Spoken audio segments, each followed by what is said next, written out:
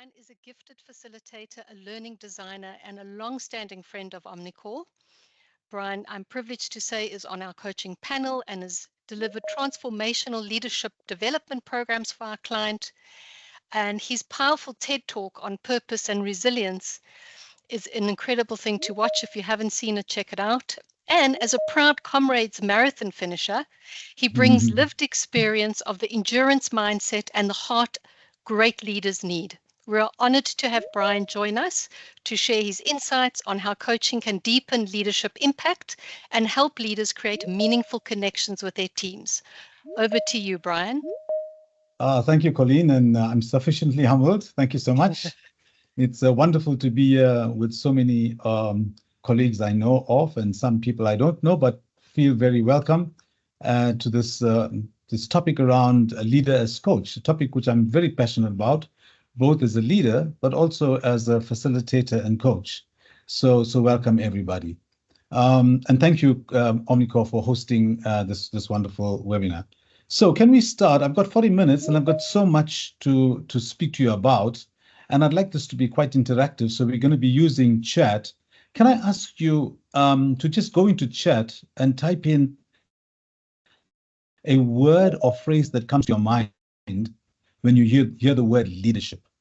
Just go in and type in, please, in chat. I was going to use the Mentee poll, but with such a big group, it would have been a bit difficult to manage. So I'm going to use the chat. And Colleen and David, they're going to help me to just manage the chat for us. So just go in and type in the word, the phrase that comes to your mind.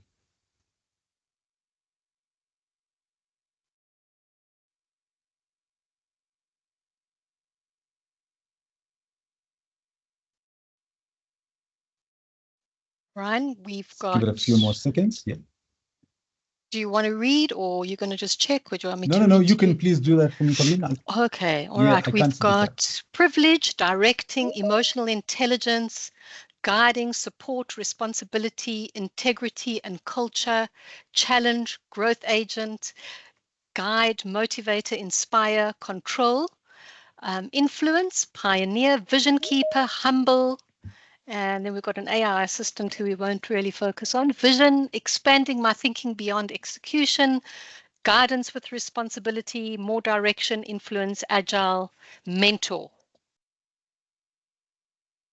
Excellent, excellent. Many of the words that you've just written down in the chat now are the words that come into people's minds when they speak about leadership. And today we want to speak about leadership, but focusing on a particular style of leadership. So to kickstart this particular conversation, think about the kind of conversations that people generally have. And it's on a spectrum, right? On the left of the spectrum, in one extreme is when a leader tells his or her team members what they should do and instruct them, okay? And as you move from the left to the right, it becomes more developmental in nature. So from telling, you get people problem solving for their team members, actually giving them the answers and problem solving, giving advice would then be falling into that directive conversations, making suggestions. And then as you move to the right, it gets more developmental in nature, the kind of conversation. So providing feedback, challenging thinking, listening, and asking questions. Now, I want you to think about from your experience, think about the managers that you've had in the past, and think about yourself also. What kind of conversations do managers have most of the time with their team members? And I just want you to write one or two. If it's more directive, write one. If it's more developmental, write the number two, okay? Let's do that very quickly in a few seconds. Oh, I'm seeing mostly ones. Mostly ones. Couple all right. Of twos. Uh-huh. I would say mostly ones. Mostly okay, ones. Now we're getting into the twos. There's some more twos. Lots of Omnicor twos, so that's a good sign. All right. Yeah. But more ones than twos, Colleen? I think it's evening out a bit. Here we're getting a whole batch of ones. All right, so it could be two. Someone says. I would suspect then that from our experience, and it's based on research also, that most managers rather prefer the directive conversation than the developmental conversations for a number of reasons, right? Because of time, because of skills, because of the urgency of the decision they've got to make, etc. Okay. And today I want to kind of move into talking about how we can move into more of the developmental side of those conversations. Now, this is the outline of the webinar. I'm not sure whether we're going to get to the end, but let's try. So I want to speak about the context in which leadership happens. I'm going to speak about a definition of leadership. I'm a member of the Center for Creative Leadership, and I'm going to give you the Center for Creative Leadership's definition of leadership. I'm going to talk a little bit about Goldman's leadership styles, the 6 leadership styles, and within that, pick out the coaching style of leadership, dive into those key principles of the coaching style of leadership, and then go to the key skills required of the coaching style, and finally end up with a mindset required to be a leader as coach. Okay, so that's generally the kind of flow of the webinar. So, a definition of leadership. The word leadership actually comes from an old English word ledere, which means the individual, the one who leads.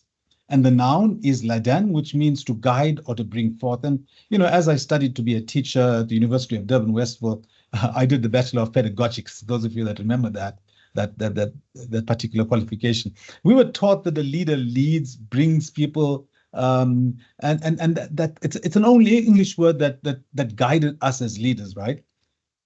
Leadership was often described by what a leader does or his or her capabilities, and traditionally it was seen as vested in an individual. I mean, as I was growing up, I thought of the strongman leader with kind of lots of charisma, right?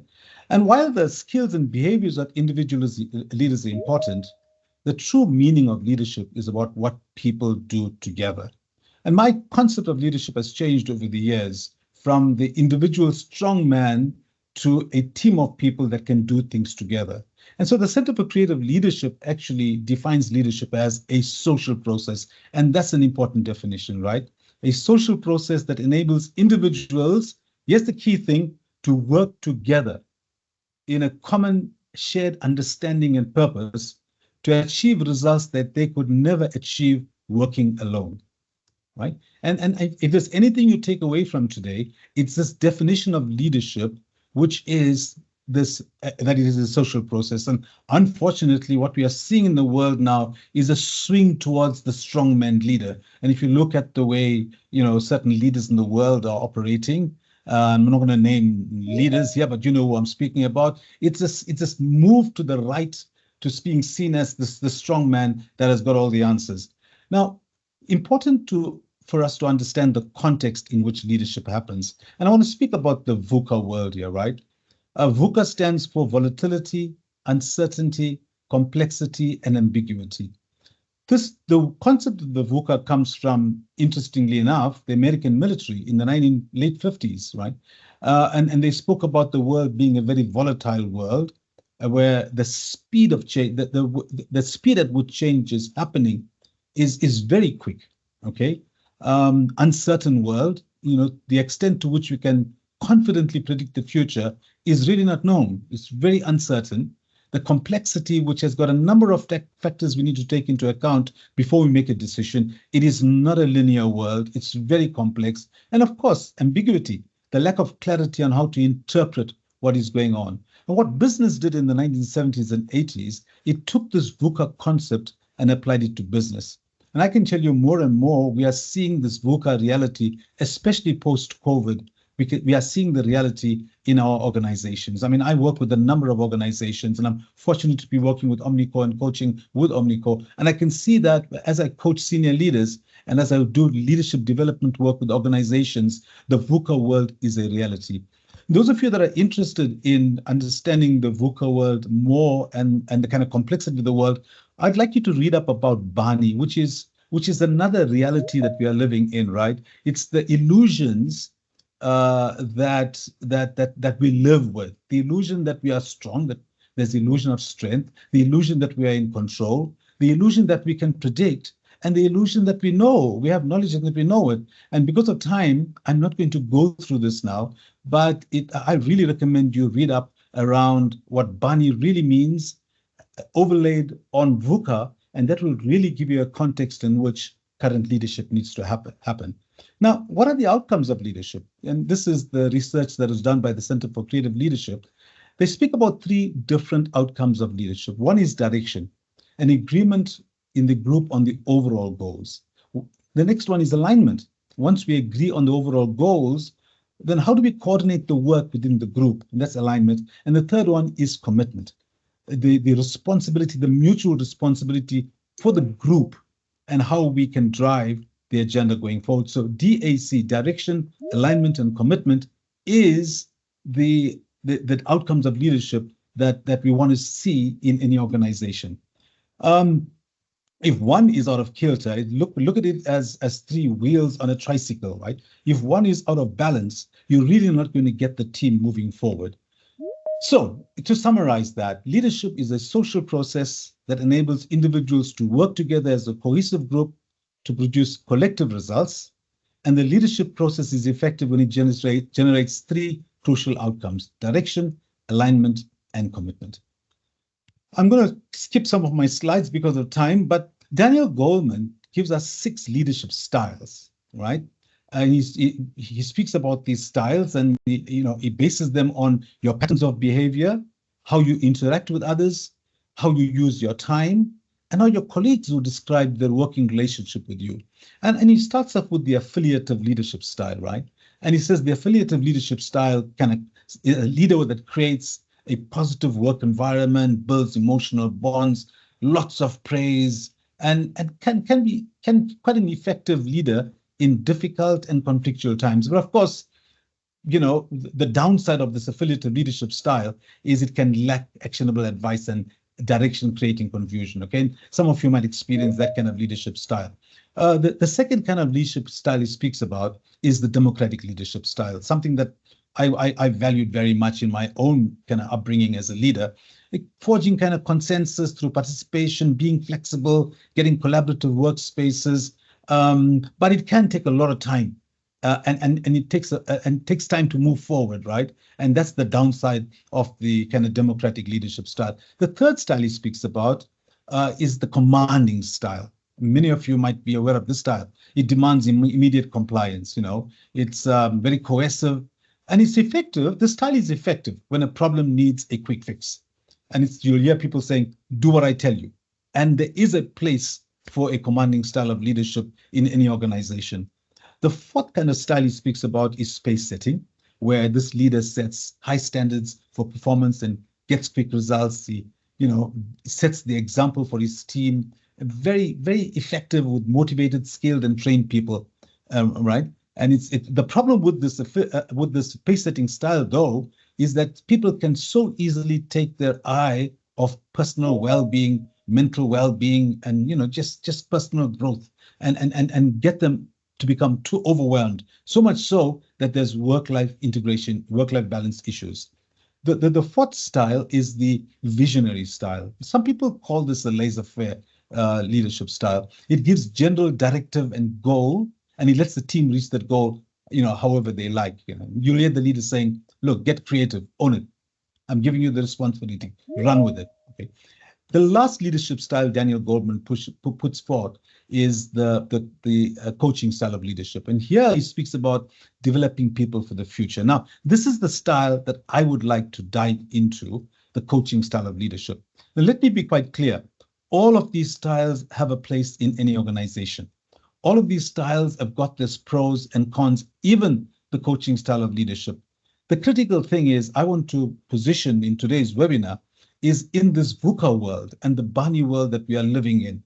The leadership style that would be most effective, from my perspective and from the research I've done, is the coaching style of leadership.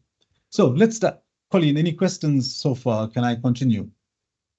No questions at this stage. Right. So let's look at Will there be a recording? Yes. Sorry, that was just the only one. Carry on. Let's look at a coaching style of leadership, right? In today's ever-evolving business landscape with the VUCA reality, leadership is no longer about just giving people orders or driving results. It's about inspiring teams. It's about getting your teams to unlock their full potential to drive growth, reflection, and continuous learning. And now more than ever, leaders need to guide and direct people to achieve these results, to engage team members, and to help them develop their capabilities. I like Timothy Galway's wonderful comment here. Coaching is unlocking people's potential to maximize their own performance. It is helping them to learn rather than teaching them. So let's talk about some principles of a coaching style of leadership. I've basically kind of teased out 6 key principles. The first one is a leader as coach has to believe in someone's potential, has to trust that in every individual, there's this ability to grow and develop and go beyond their current capabilities. A leader as coach has to have that growth mindset, in the words of Carol Dweck, who's written this wonderful book on mindsets, has this mindset that people can grow and develop rather than have a fixed mindset. Now, if you look at this wonderful piece of sculpture, what did Michelangelo do to get to this piece of sculpture, right? This was a block of stone. And what he did was he took his chisel and his hammer and he chiseled out the stone that was not required for this beautiful piece of sculpture. And voila, the sculptor David was there, right? It wasn't as if Michelangelo took this piece of sculpture and placed it in the stone. He just removed all of the bits and pieces of the stone that was preventing this beautiful piece to be shown to the world, right? And in Michelangelo's own words, I saw the angel in the marble and carved until I set him free. So the answer lies within every single individual. Every single one of your team members has got the potential to find the answer. It is our role as team leaders, as leaders, to keep chipping with our coaching style of leadership to be able to set that potential free in all of our team members. A second important principle is that a leader as coach emphasizes continuous professional learning and growth for the entire team. Every opportunity, every event or problem becomes a learning opportunity. I'm fond of asking my coaches, so when they come up with a problem, so what is the gift in this? And they kind of think I'm crazy, right? I'm going through this serious crisis in my life and you're asking me, what is the gift in this? Every event, a problem becomes a learning opportunity. The third important principle, partnership and collaboration. The leader as coach fosters a two-way learning process where the leader and the team grows together. Of course, it assumes a degree of humility, vulnerability on the part of the leader. And in every situation, it's not as if a leader has the answers and the team member, it requires them. No, it's a two-way learning. It's a partnership and collaboration. And the third important principle I want to posit is that the leader's coach engages in a partnership and collaboration. The fourth important principle, which is so important, in fact, it's the bedrock of a coaching style of leadership, is that the leader's coach builds a supportive and open environment where ideas and opinions can be shared without fear. All right. This is so critical in any relationship between team leader and team member, trust and safety. And many of you have come across this word, this phrase, psychological safety.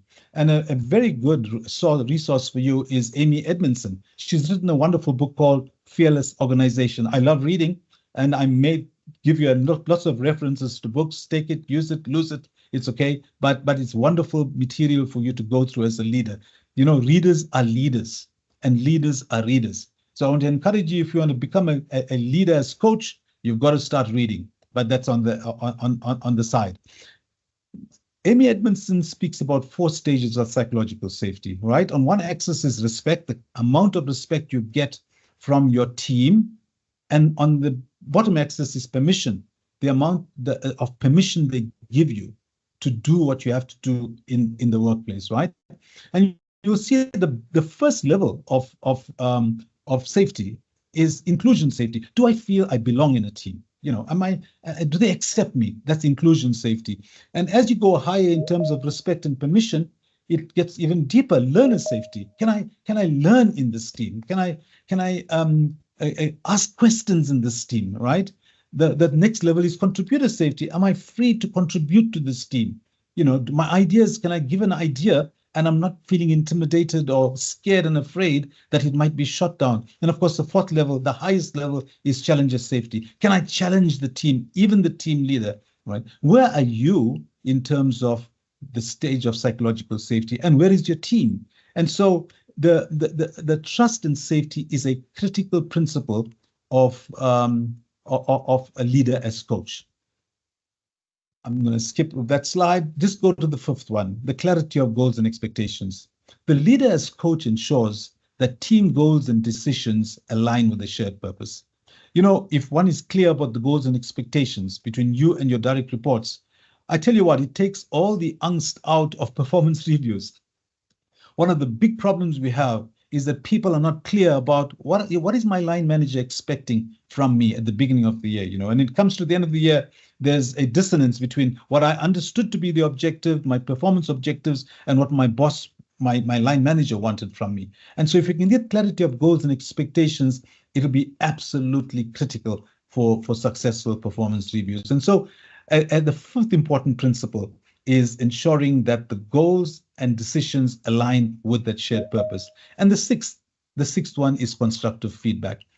You know, the leader as coach creates an honest and supportive environment for improvement and growth. You know, I love what Ken Blanchard says. He says feedback is the breakfast of champions, and it really is, right? Feast on it daily. How often, you know, we don't give feedback its due importance in our lives. You know? How often are you meeting with your team members to give them developmental feedback? Or are you somebody that just goes to look at the problems that they experience and look at the mistakes they are making and is always critical about people? Are you stepping back to say, let's chat about how I can coach you, how I can give you some development feedback? But the flip side is true as well. Are you open to receiving feedback yourself? Because the important principle of a leader as coach is giving and being open to receiving feedback. So those are the 6 key principles I wanted to share with you in this space that we have around a leader as coach.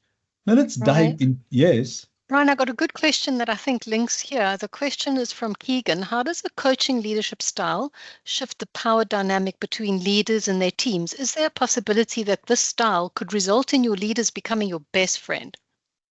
Hey, that's a very important question, Keegan. Just keep that question in mind, because a little later I'm going to speak about an important mindset, right, for a leader as coach. And in that mindset, I'm going to speak about emotional intelligence. If the leader as coach doesn't have the required emotional intelligence, you're going to find that he's going to become almost like a friend to my team. And when the leader becomes a friend to the team, it compromises that, you know, the difficult conversations you need to have sometimes with your team member around performance. And so there is what we call the writers Joffe and Jones in their wonderful book, Why Should Anyone Be Led by You? They speak about social distance. And long before we came across it during COVID, they said, what is the social distance we need to create between leader and team? Okay. And when I'll speak about that when we do emotional intelligence.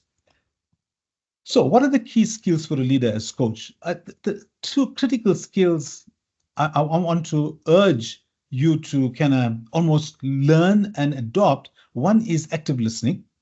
To coach effectively, leaders must learn intently to what their employees are saying. You know, not just hearing. Hearing is the ability. Listening is the skill. So it's not just with our ears, but with our hearts. Can we actively listen with our hearts? And important for active listening is, am I being fully present in the conversation? Can people see that I'm really engaged with them? Or whilst people are speaking to me, I'm looking somewhere else and I'm looking at my phone, I'm busy with my computer and saying, speak, I'm listening. That is not active listening. And if you can't listen to the individual when the individual comes to you because you're very busy with something, it's okay to tell the individual, look, I'll be busy for the next half an hour. Can I see you in 30 minutes? And then I'll give you my full attention, right? So active listening is about being fully present in the conversation. It's about acknowledging emotions. It's about being aware of your body language. How often it's not what you say, it's what they hear. You might be saying something wonderful. What they hear is completely different, all right? In your body language, you could be giving a message that's completely dissonant from the words you speak. Patience is so important in active listening. And the fifth one is so important, avoiding the temptation to interrupt or offer immediate solutions. Are you the kind of leader that as soon as somebody says to you, I've got a problem. Oh, don't worry. I had the problem when I was, a team member, and this is how you solve it. Or even before the person finishes speaking, you interrupt with a possible solution. Okay, and that is a big temptation for any leader. So, in leader as coach, active listening says avoid the temptation to do just that. So listening is a critical skill. Now, we teach listening for a whole complete day, right? I've just done a kind of 1 minute expose around active listening. I'd urge you, if you really want to be a leader's coach, to spend some time studying active listening and practicing it. But the second important skill is asking questions rather than giving the answers. I'm guilty of this myself. I used to be very quick at offering advice. The arrogance of myself as offering people advice. Who am I to give advice? As if I knew all the answers in the world.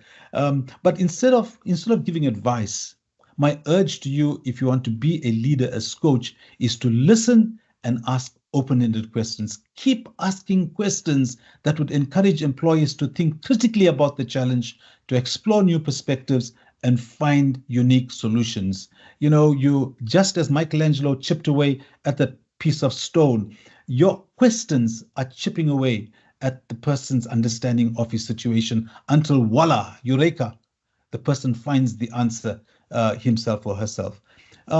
Critical also, avoid closed questions, ask open-ended questions. For example, what obstacles are preventing you from moving forward, and how can I support you in overcoming them is an open question, right? A closed question is one-word answers, and that doesn't lead to healthy conversations. Avoid the why question. Why haven't you completed this task? How often that's the first thing that comes out of our mind, because why makes people defensive, right? And so avoid that. And move into more into other open-ended questions. So those are the two critical skills. But let's talk about asking questions. I want to introduce you to the GROW model. This is by John Whitmore. He's written about this model. He's the father of the GROW model. And John Whitmore speaks about G for goal. What do we want to achieve by the end of this meeting? The reality, what is happening now? What resources do we have?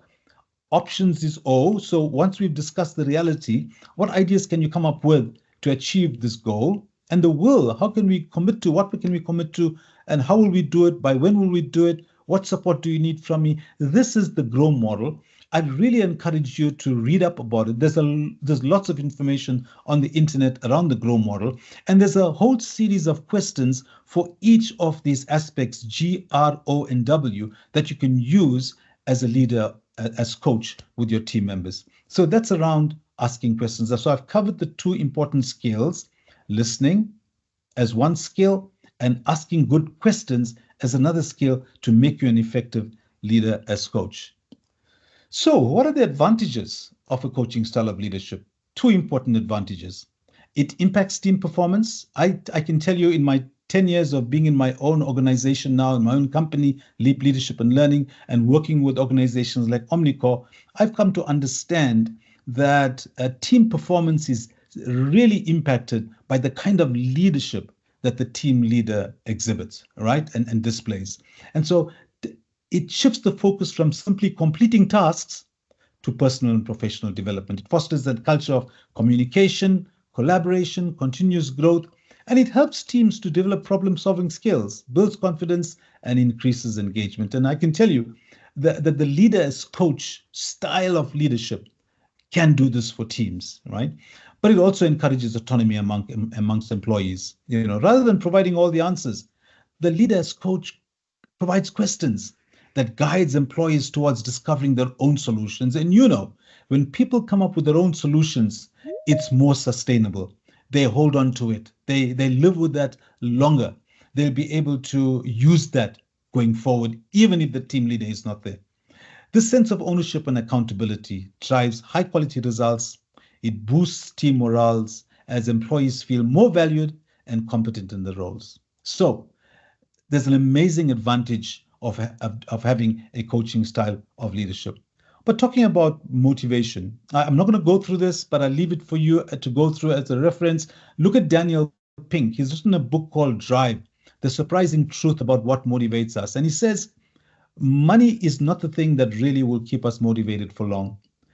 as long as you're not complaining about your salaries, it's autonomy, mastery, and purpose that will really motivate employees. And I suggest that you just read an article from Daniel Pink. There's a good summary on the internet.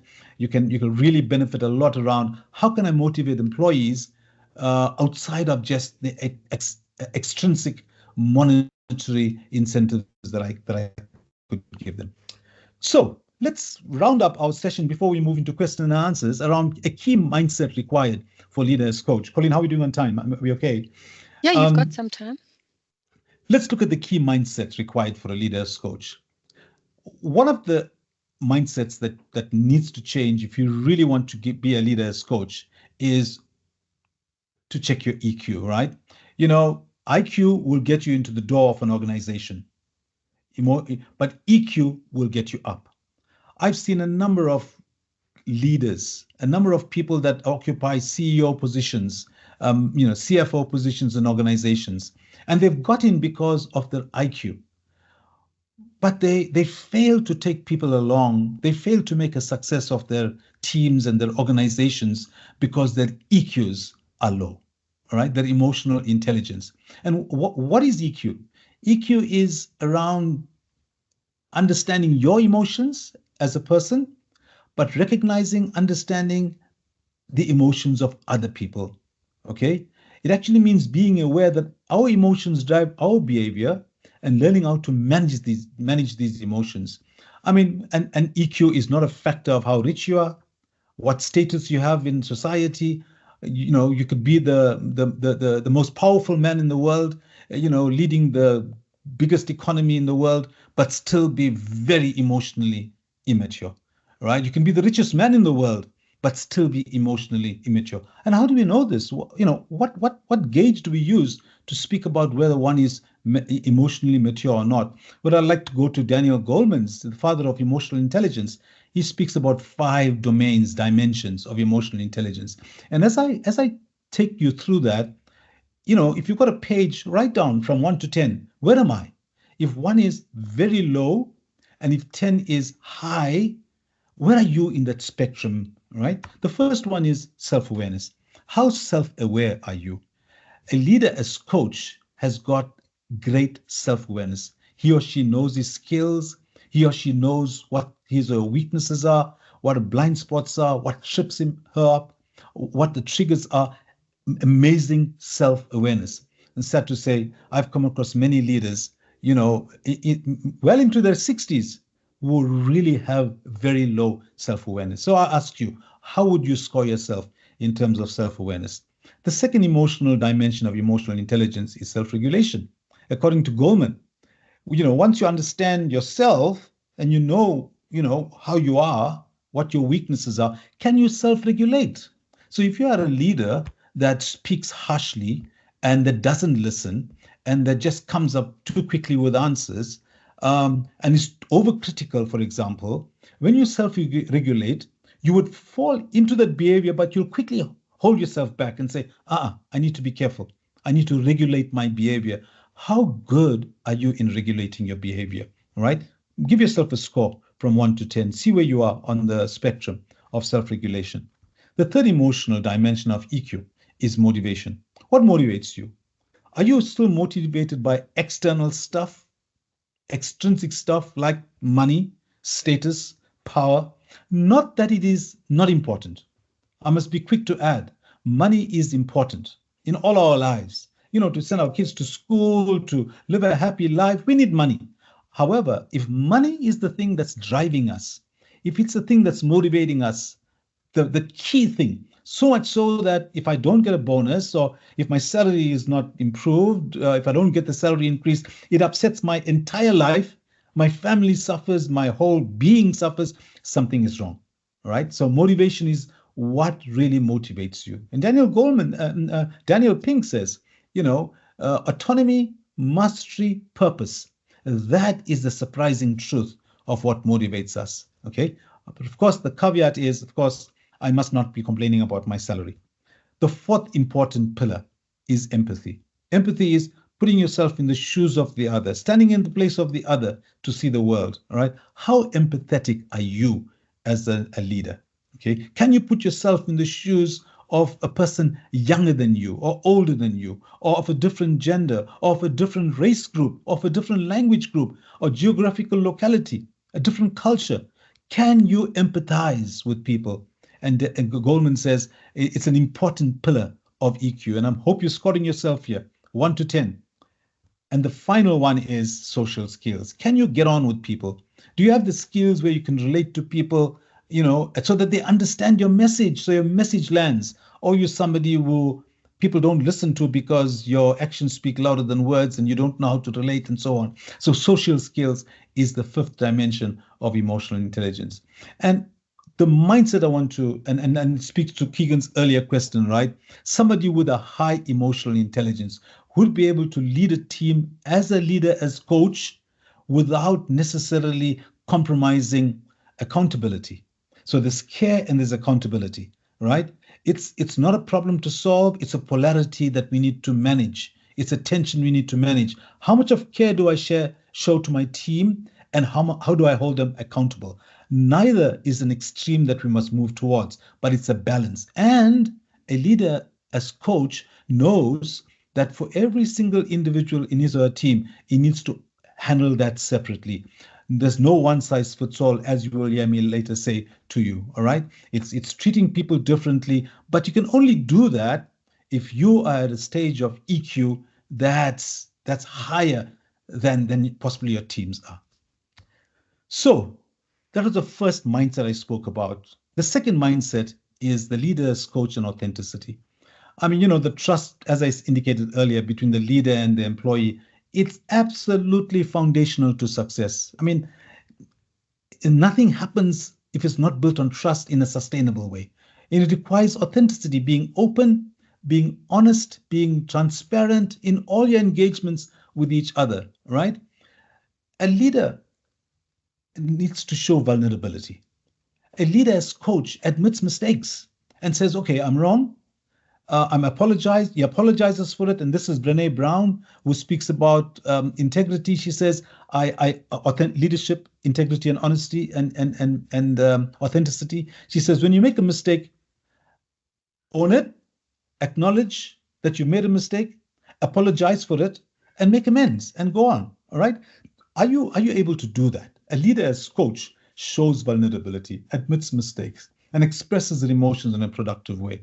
And by doing so, you create a safe environment where your employees will feel comfortable just sharing their own challenges, their own ideas, their own anxieties with you, okay? Because when someone leads with authenticity, they model the behaviors they expect from their team, and it fosters mutual respect and trust. All right. So I want to encourage us to look at a leader as coach and the degree of authenticity that he or she has. Now, the book I referred to you earlier, Goffey and Jones, Why Must Anyone Be Led by You? They've written a second book, Why Should Anyone Work Here? But this book, they speak about 3 C's of an authentic person. They say the first C is consistency. There is a consistency between your words and your actions. What I say and what I do, there's an alignment with, right? So that's consistency in an authentic leader. The second C stands for coherence.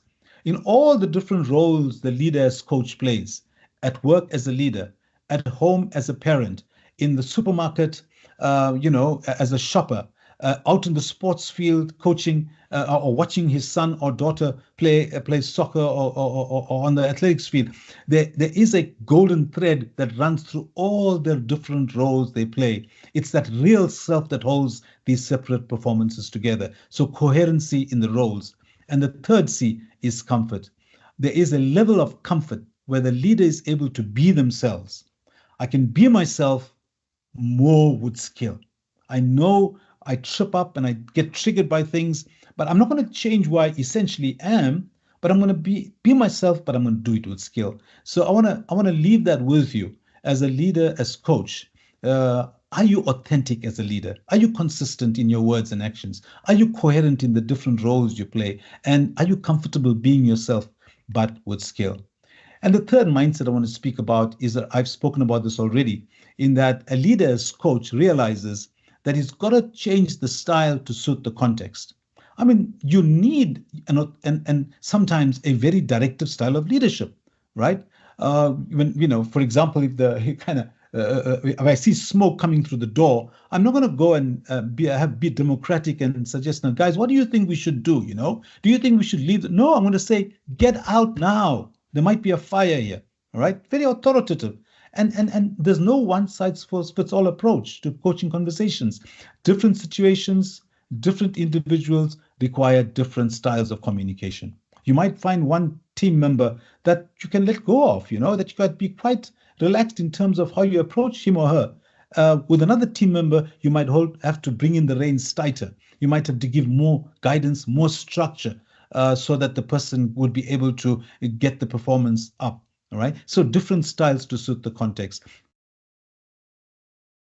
The leader as coach must adopt the leadership style based on the context that allows them to meet the employees where they are in their journeys as an employee, to acknowledge their own personal and emotional landscape. And finally, Ryan? yes. Okay, we're getting to our questions time, but you're going to wrap up on the slide. I'll wrap it up with the slide. A leader's coach encourages a positive mindset, guys. And I want to leave you with this, right? Positive emotions, broaden thinking, enhances creativity, improves decision-making. And a leader as coach fosters a positive mindset in employees. So how does he do this? He acknowledges successes. He or she offers constructive feedback, encourages optimism in the face of challenges. I want to leave you with this important quote by Napoleon Bonaparte, two important quotes. One by Napoleon Bonaparte. He said, "A leader is a dealer in hope."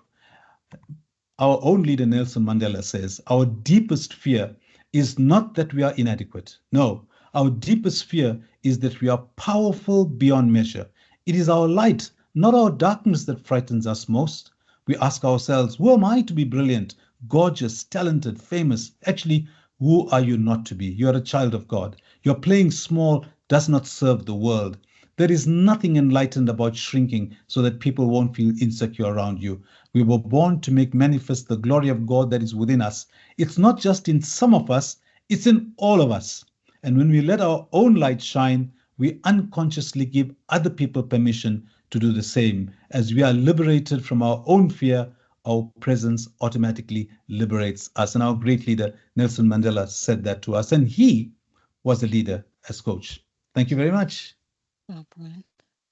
What an amazing quote to end on. Okay, some questions. I would say there's some banter around why. You mentioned earlier, don't ask the question why, because it could create defensiveness. Maybe just to chat a little bit more about that. Yeah, when I studied coaching with the Center for Coaching at the University of Cape Town, one of the best things I've ever done in my life, I was fond of asking the question why. And then I was made to realize that when you ask why, immediately what happens is people put up a brick wall. It's like, okay, so blame, and why did you do this? It's like, and so what normally happens to individuals is they become defensive. And rather than address the issue in a very constructive way, the conversation goes to a blaming conversation. And that is why I've learned not to ask the question why, but rather, what are the reasons that this thing happens? There's something about the why that triggers off defensiveness, I found. Great, thank you. Hilton, you have a question. I think your mic is... Oh, are you available to answer? Yeah. Okay, great. Go for it. Thanks, Brian, for the how's it? Thanks for the we always learn from Brian. Thanks for the very insightful talk. So Brian, I come across a lot of leaders who, don't seem to have the kind of EQ attributes that you talk about. And I wonder how hard it would be if they were interested in adopting a leadership coaching kind of a way of being a leader. I mean, is it something that you can, are there skills you can learn and take them on? Or do you think it's much more about your disposition, your value system that kind of takes you there? Hilton, that's a great question. I think it's both, Hilton. I've thought about this question before. I think it's both a mindset change and it's also the skill sets that you require with that. I think getting just the skill sets without the mindset shift, it's not going to be sustainable. The leader might do it now with this group of individuals, but whether the leader is going to sustain that as a way of being, that I'm not so sure about. So I would say it would take both a mindset and a skill set change. But it can be done. It can be done because I firmly believe that people have the ability to grow. I'm a firm believer in Carol Dweck's work around the growth mindset. Thank you. Great question, Hilton. Thanks. Any other questions for Brian? Pop them in the chat. But Brian, maybe a little bit more about the coaching that Hilton brought up, that I would say coaching leaders, this is one of the primary reasons leaders go into coaching, is just how they interact with their staff, how they listen, how they support. Is that something you see commonly when you're doing your coaching also? Yes, absolutely, Colleen. You know, more and more as I coach leaders, many of them want to kind of become like coaches themselves. In fact, a few cases where people have left their corporate jobs and went and studied coaching. Just yesterday, I was with a coach. I was doing a chemistry session, and he's a CEO of a big part of one of the banks in South Africa, a big part of the bank. And we were doing a chemistry session, and he said to me, "Brian, I think I'd like to do what you are doing. Maybe I'll give it 2 years." He's only 42, by the way. And he says, "Well, I'll give it about 5 years. I'll learn a lot more, and then I want to get into what you are doing because I think I want to contribute to lots more people than just a team of people in a corporate." And so he's really keen on coaching and coaching, in a particular environment. Yeah, I get that a lot. Okay, so some questions are coming up in the chat. It makes it difficult, this is from Marjorie, it makes it difficult if your own leadership style of leading is the total opposite of your own. So assuming the person you report to, how does one mitigate this so both parties feel validated and valued? Yeah, on the part, Marjorie, that's another great question, right? It's like whenever I'm doing a program, people tell me, "But are you going to do this for our managers as well, for our leaders as well? Because we're going to go back to the office with this mindset. But if my manager that I'm reporting to doesn't appreciate and understand this new mindset that I've got, how supported am I going to be, right?" There are things that you can control, Marjorie, and there are things that you can't control. What you can control is your behavior, what you say, your actions. What you can't control is your manager's actions and your manager's behavior. However, what Stephen Covey tells us is that outside of what we can control is what we can influence. And it's a space of influence that I think you can play more and more. And I think by you doing right with your team and by coaching them in a leader's coach style, by leading them in a leader's coach style, people are going to see the value of this team. People are want to join your team. People are want to be getting to be part of your team. And I think that's going to speak for itself. I mean, I can give you a number of examples where that has happened, where people have just, the people's teams have been so impacted that the leader was asked, "What are you doing here that's making a difference?" And it's this coaching style of leadership. Right, thank you. A very pertinent question from Menon. I hope I'm pronouncing your name correctly. How does this work when an organization is facing both external and internal pressures? Difficult. I'm wondering whether this is Menon from Mauritius. If it is, hi, Menon. Yeah, it's critical. I think your leadership style needs to suit the situation you are in, right? So let's say the organization is going through some amazing internal pressures, or let's talk about external pressures firstly, and you've got to deliver on a target because your shareholder is expecting this of you. It doesn't mean that you change who you are as a leader. I mean, you can still adopt this coaching style of leadership, but holding people accountable becomes even important here, right? So you can't say, "Well, I'm going to now show all the care in the world and not hold people accountable." You've got to have a healthier balance and possibly swing more to the accountability side so that you can take care of the internal and the external pressures that you're facing with. Internal pressures within the team, you may have to get help from a third party. like a leadership coach that can come in and help you and the team to navigate this difficult terrain so that you'll be able to go forward as a team. Sometimes, it's important just to get a third voice to come in as a voice of realism and a voice of help so that you'll be able to move forward. Great. And then from Dr. Neville, one of our coaches, thank you, Brian. I love the way you have packaged these key insights about leaders. Coach, one of the obstacles I've found with leaders struggling to become less directive and autocratic and adopt more of a coaching style is the perceived loss of power and control. How have you dealt with this in your practice? There's positional power, but there's also personal power, right? And I think for me, personal power is so much more important than positional power, because with positional power, you don't know whether people are really buying into what you are selling. You don't know whether people are really following you because they believe themselves that this is the way, right? But because you're the boss, you've got the position. With personal power, I know in organizations there are people that don't have the rank, but man, they've got the authority just by virtue of either their information, their knowledge, their way they are, and people go to them because they are the real leaders, who they listen to. So Neville, in my case, I bank a lot on my personal power rather than my positional power. And I really teach that to colleagues when I teach power and influence, that it's important that you move, because positional power is for a limited time. And a new leader comes in, your position is threatened, and you don't really carry the authority that you thought you do. But personal power, nobody can take away from you. Right. Then from Elaine, thank you, Brian. What an amazing overview of this topic. What kinds of teams does this leadership style work best with?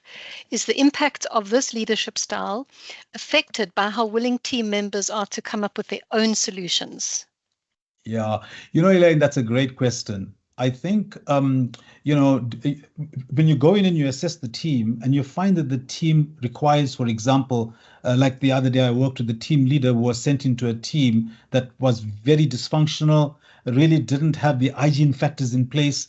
People were not even showing up at work when they should be showing up at work. There was no kind of respect of individuals, etc. And this person was said, you're now the manager of the team.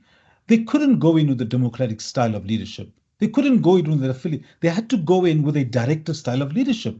They had to say, guys, look, this is what the policy of the organization says. This is what the times that we are supposed to be at work. This is what it says, and I expect you to be here. They have to be very directive, right?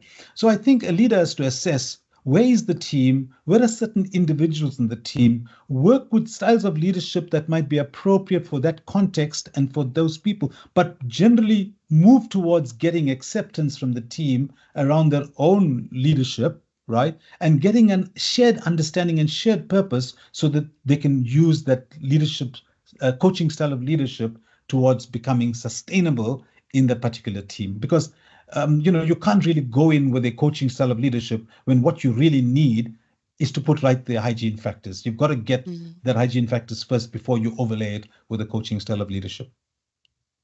Thank you. And our final question, comment is from Hilton.